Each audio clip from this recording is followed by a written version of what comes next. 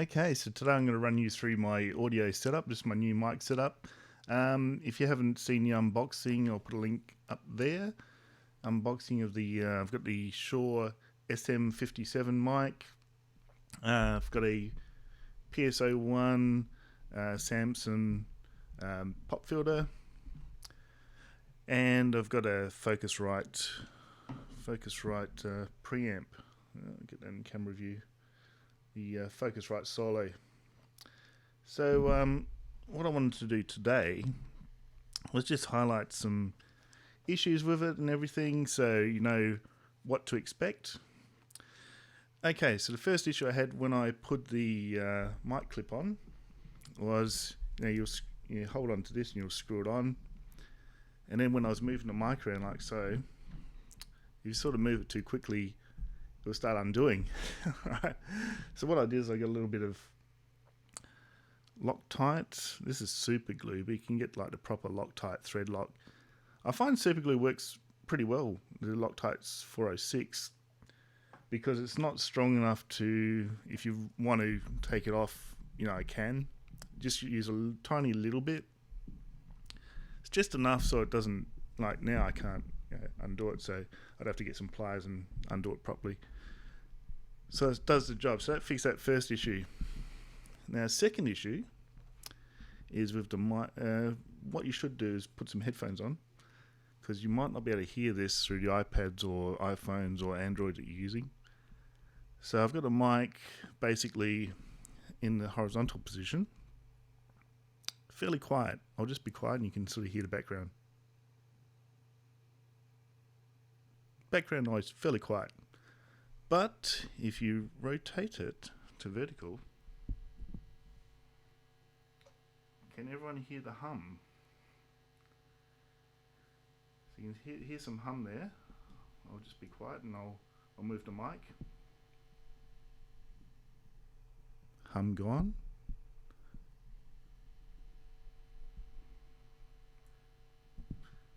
Got some hum. So it's picking up some hum. Now, I read about this. Apparently it's fairly common compared to the 7B. SM7B apparently doesn't have any hum. Also, they said the SM58 doesn't really have much hum either.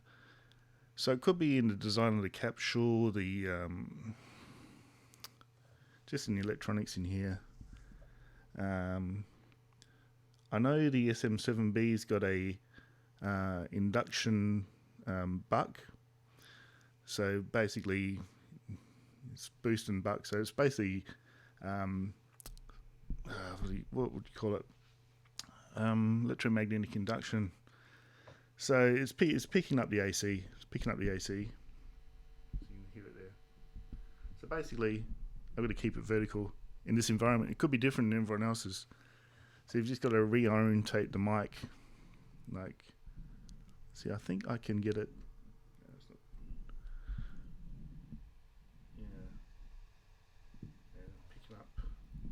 It's picking up the Mac Mini fan noise.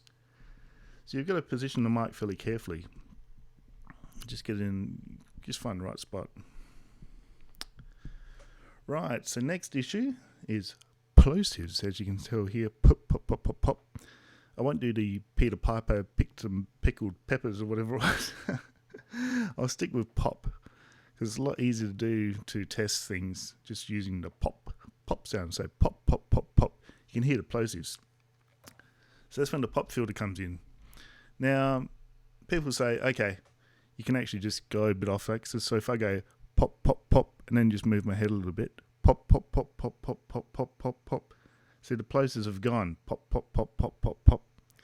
But the problem with that is, you'll just move your head and say pop, and then you get a plosive. So that's where the pop filter comes in.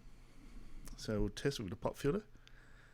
Here we go. Pop, pop, pop, pop, pop, pop, pop, pop. See, pop, pop, pop, gone.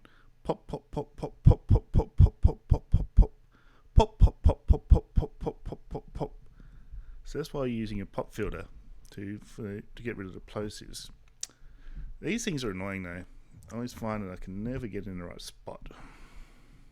It's my first day though. I'll probably get better at this. But probably about there. So I've got no plosives, but then it's sort of, I can't see the monitor too well. So I sort of got to put it down, but then I sort of got to put the mic up a little bit. And then it introduces hum. So it's all about mic placement, just getting everything right. But I'm reasonably happy. Now, the reason if you look on the upper right there, the reason I've got that there is to just show you, with the Focusrite Solo on maximum, I'm getting, if I talk really, really, really, really loud, hang on, I'll get really close and go loud. The highest peak I can get is minus 6, I think. Pop, pop, pop, pop. Hello. There we go. You can hear it distorted there.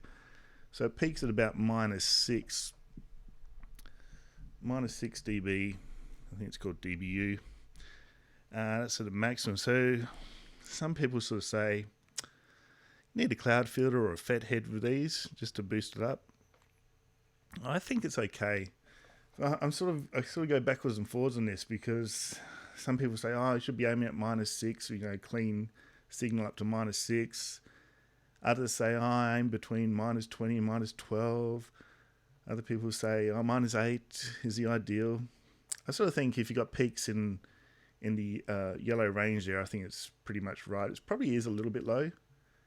And of course, you can always increase the volume by getting close to the microphone. You got the proximity effect there, and you get the cool, radio voice. It's one of those things you just got to play around with. Cloud filter would help. The noise is fairly low. The preamps in the Focusrite are pretty good. Overall, I'm pretty happy with it. Compared to my condenser mic, I was using this old setup I had with the Rode video mic and the preamp there, the Juice Link 214. This is going to get relegated to my camera run and gun. I think that's the end of that one, because I'm quite happy with the sound coming out of this SM57. Right, so the other issue was, I sort of think, okay, I can get rid of the pop filter, can't I? It's like, no, you can't really. Even though it's a pain, it's in the way a little bit. That adds weight. This PSA1 needs a bit of weight.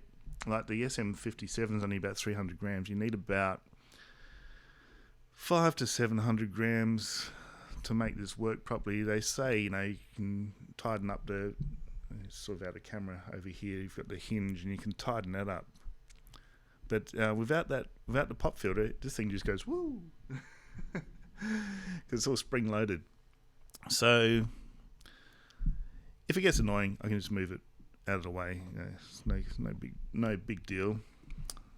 Really don't like using the pop filter too much, but it does work. It gets rid of the pop, pop, pop, pop. You're getting no. You can hear that. Even though that's the A2WS windshield. WS means windshield. People call these pop filters, but it's really a windshield. It's really for when you're outside, just to stop the wind. It's sort of the same as a pop, isn't it? Really, wind pop, because it's just your breath there that's causing it. So the pop filter's got the nylon on both sides there, so it stops the wind coming through. So you can still hear a bit, but compared to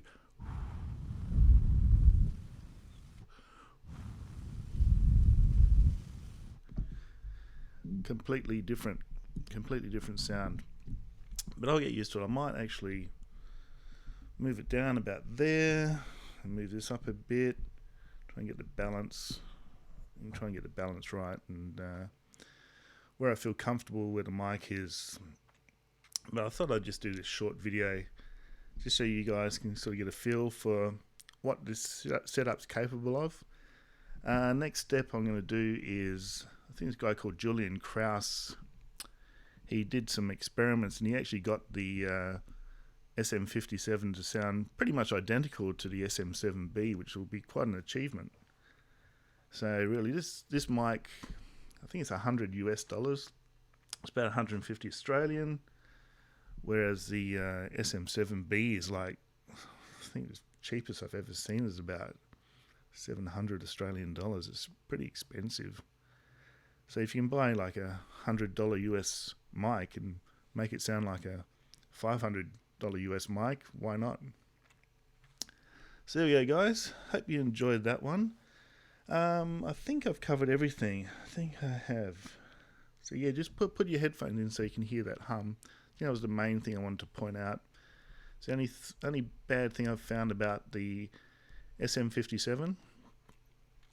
And also you got to remember, I think the SM57's around minus 56 dBu, whereas the SM7B is minus 60. So I don't think the Focusrite Solo will be powerful enough to drive an SM7B, so I'd have to go for a cloud lifter anyway. So, you know, this seems to be the best option, best bang for bucks for the best sound. You're getting Joe Rogan type sound for the same price as a it's like a quarter of the price. The other thing I was going to show was, shall I get into some of my videos? I just wanted to play a random video so you can see like the maybe I don't really need to do it. I was just going to compare.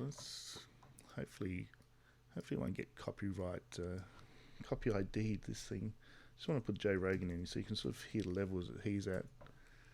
Everyone seems to be recording at a different level, and this is one of the discussions that people are having with YouTube, where they want to sort of normalize the level so you know you get a better experience. You don't, if you ever watch one video and then the level's up really high, and you watch another one that's really soft, so you turn your volume up and then boom, go to the next video and so forth. I might just let's play a bit of Joe Rogan.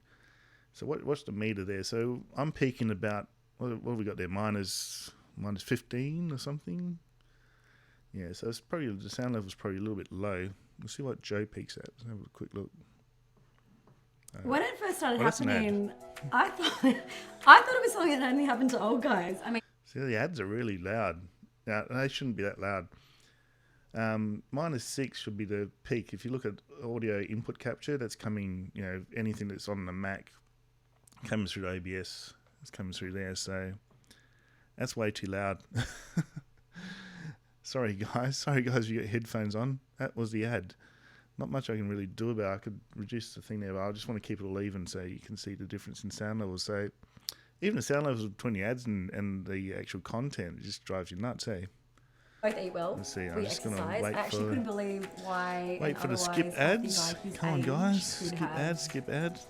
Oh, jeepers. I've got to I did some Googling and I realised it was actually turn this down. So thankfully we found... I'm going to get rid of that because, jeepers, it's got to run for 39 seconds. Sorry about this, guys.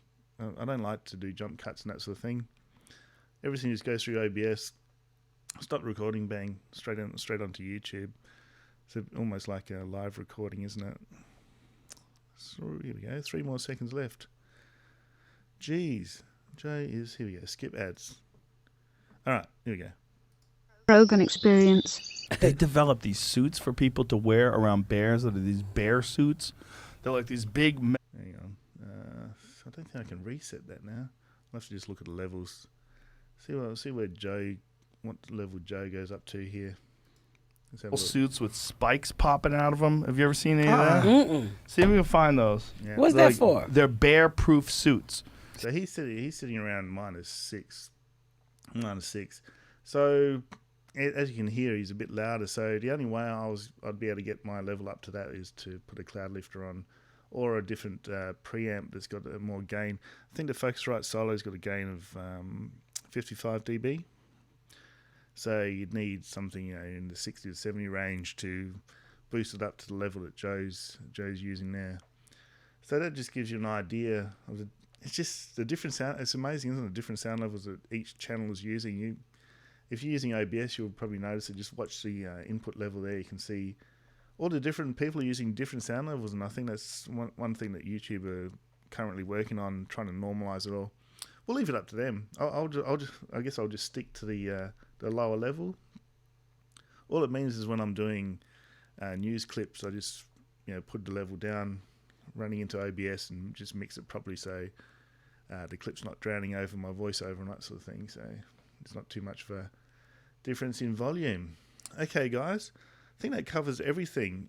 So that's my new setup. SM57 with PSA1, isn't it? PSA1 Rode Mic Arm. Love this Rode Mic Arm. It's so smooth. Just can position the mic really nicely, and yeah, it's all working quite well. So that's going to be my setup going forward. I hope you enjoyed that. Hope you got some sort of useful information from it.